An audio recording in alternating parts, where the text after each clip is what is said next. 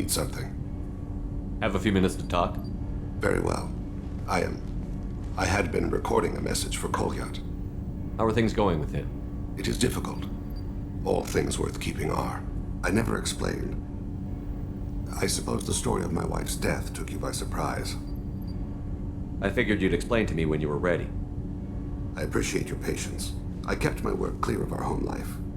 I assumed that would be enough to protect Irikah. That memory I mentioned before. Laser dot trembles on the target's skull.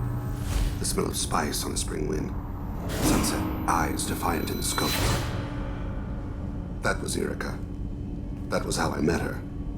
She saw my targeting laser as she walked by and threw herself in the way. I guess she impressed you. She woke me up. Her body trembles. Not fear. Indignation.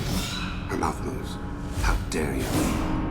You and I trained to sacrifice ourselves to save others. How often does a civilian step in the way of a bullet to protect someone they've never met? I thought she was the goddess Arashu. She met my eyes through the scope, and my purpose faltered. So how did she go from blocking your shot to having your children? I had to meet her. The memory possessed and endowed me. I fell on my knees before her, begged her pardon. She introduced me to the world beyond my work. Eventually, she forgave me. Later, she loved me. When you talked to Kolyat, you said she died. I let myself become complacent. I thought Irikah and Kolyat were safe. I stayed away too long, and my enemies came for her. Who came for her? Batarians, a slaver ring that was preying on Hanar outer colonies. I'd killed their leaders. They paid the shadow broker to find out who I was. But they were afraid of me, so they went after her. You told Kolyat that you hunted her killers down. Irikah woke me up. When she passed, I returned to my battle sleep. My body hunted her killers, murdered them. I was taught to grant death quickly, cleanly, to minimize suffering. I let them linger.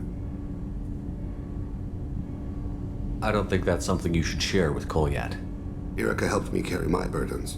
With what time I have left, I must help him with his. I haven't spoken about my wife, and I don't think I ever have. I didn't have anyone left to tell it to. Thane, the worst thing is to face death with regrets. You're part of my crew, and I consider you a friend. If there's anything I can help you with, just ask. I've never been part of a team. Assassins tend to be solitary.